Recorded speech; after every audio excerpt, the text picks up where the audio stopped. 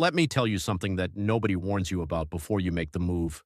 You pack your bags, you say your goodbyes, you tell yourself you are ready, and then you arrive in a new city, and everything you thought you knew about yourself gets completely pulled apart. Not in a bad way, but in a way that changes you forever. And the people who came before you, the ones who made it, they never told you this part. They only showed you the highlight reel, the new apartment, the new opportunities, the new life. But they never told you what actually happens in between. That is exactly what this video is about. Because if you are thinking about moving to a new city, or you already have, what I am about to share with you is going to make everything make sense. Stay with me. Because by the end of this video, you are going to understand why moving to a new city is one of the most psychologically powerful decisions a human being can make, and why the people who do it, and stick with it, almost always end up winning at life. The first thing nobody tells you is this. The loneliness hits harder than you ever expected, and I am not talking about missing your friends or your family, that part you expect. I am talking about a deeper kind of loneliness, the kind that comes from walking through a crowded city and realizing that not a single person around you knows your name. You go to the grocery store, nobody knows you. You sit in a coffee shop, nobody knows you. You walk through the streets, nobody knows you. And for the first few weeks, maybe even the first few months, that feeling can be overwhelming. It can make you question everything. It can make you want to pack your bags and go right back home. But here is what psychology tells us about that feeling. That loneliness, as painful as it is actually the beginning of something extraordinary. Psychologists call it individuation. It is the process of becoming your own person, fully and completely, separate from the identity that was built for you by your environment, your family, and your community.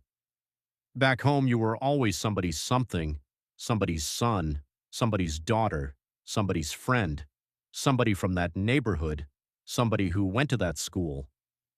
Your identity was never fully your own. It was always partly borrowed from the people and places around you. When you move to a new city and nobody knows you, for the first time in your life, you get to build yourself from scratch. And that process starts with loneliness. It starts with sitting in that discomfort and asking yourself, who am I really? When nobody is watching, when nobody has any expectations of me, when there is no history attached to my name. That question is terrifying, and it is also the most important question you will ever answer. The second thing nobody tells you is that your money habits get exposed immediately. Back home, there were invisible safety nets everywhere.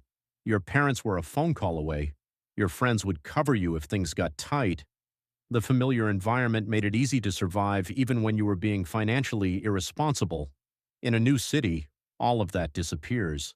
Suddenly rent is real, bills are real, groceries are real, transport is real, and nobody is coming to save you.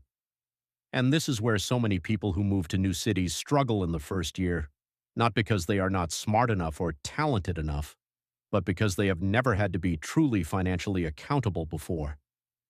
But here is the powerful thing about that pressure. It forces you to grow up financially in a way that staying home never would have. Research in behavioral economics shows that financial pressure, when managed correctly, accelerates financial literacy faster than any book or course ever could. When the stakes are real, when it is your money and your survival, your brain starts making smarter decisions almost automatically. You stop spending on things that don't matter. You start tracking where your money goes. You start thinking about income differently. You start asking questions like, how do I make more?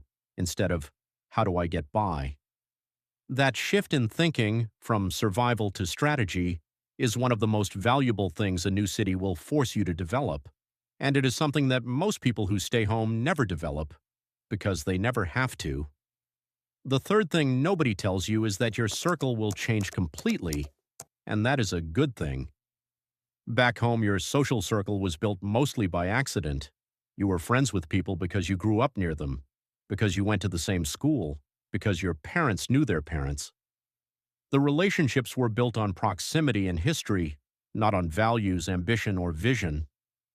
In a new city, you build your circle from scratch, and this time, consciously or not, You start gravitating toward people who match where you are trying to go, not where you came from. This is one of the most underrated benefits of moving to a new city. The quality of your relationships changes completely. Suddenly, you are meeting people who are building businesses, people who are investing, people who are reading the same books you are reading and thinking about the same things you are thinking about, people who challenge you, who push you, who make you feel like you are not doing enough in the best possible way. And here is where the psychology gets really interesting. Studies on social influence show that ambition is contagious. When you surround yourself with driven people, your own drive increases, not because you are forcing it, but because your brain naturally adapts to the standards of the people around you. This is why the most successful people in the world are obsessive about who they spend time with. It is not about being elitist or forgetting where you came from. It is about understanding that your environment, including the people in it, is constantly programming your beliefs about what is possible. Change the people, change the programming, change the results. The fourth thing nobody tells you is that the city will test your identity in ways you never expected. When you move to a new city, you bring with you a set of beliefs about who you are, what you are capable of, what you deserve, what is possible for someone like you. And the city, especially a big ambitious city, will challenge every single one of those beliefs. You will meet people who came from less than you and achieved more. You will see opportunities you never knew existed. You will be exposed to levels of success that will make your old definition of success look incredibly small. And this can go one of two ways. For some people, it triggers what psychologists call an inferiority spiral. They see the gap between where they are and where they want to be, and instead of being motivated by it, they become paralyzed by it. They feel like they do not belong, like they made a mistake, like maybe they should just go back home where things made sense. For others, it triggers something completely different, a recalibration, a raising of standards, a quiet but powerful decision that says, if they can do it, so can I. The difference between these two responses has nothing to do with talent or intelligence. It has everything to do with mindset, and specifically with something psychologists call a growth mindset versus a fixed mindset. People with a fixed mindset see the gap and feel shame. People with a growth mindset see the gap and feel direction. The city will show you exactly which one you have, and it will give you every opportunity to change it.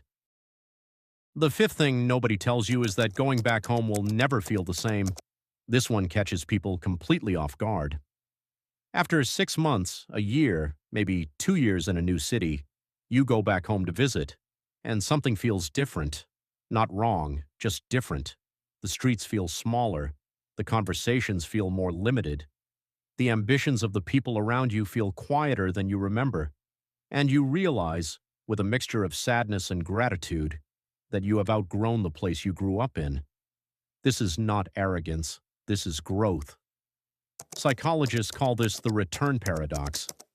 The idea that when we grow significantly, when we expand our identity and our worldview, the environments and relationships that once felt like home can begin to feel restrictive. Not because they changed, but because we did. And this moment, this bittersweet realization, is actually one of the most powerful confirmations that your move was the right decision. Because it means the person who left and the person who came back are not the same person, and that is exactly the point. So here is where we land. Moving to a new city is not just a change of address. It is a complete transformation of identity. It is uncomfortable. It is lonely at times. It tests your finances, your relationships, your beliefs about yourself, and your capacity to keep going when things get hard. But on the other side of all of that, a version of yourself that is stronger, sharper, more resilient, more connected, and more capable than you ever could have become by staying where it was safe and familiar. The city does not give you success. What it gives you is the environment to become the kind of person who creates it. If this video resonated with you, drop a comment below and tell me, are you thinking about making the move? Or have you already done it and felt everything I just described? I read every single comment, and if you are serious about building the mindset and the life that most people only dream about, make sure you subscribe to our channel because we are just getting started.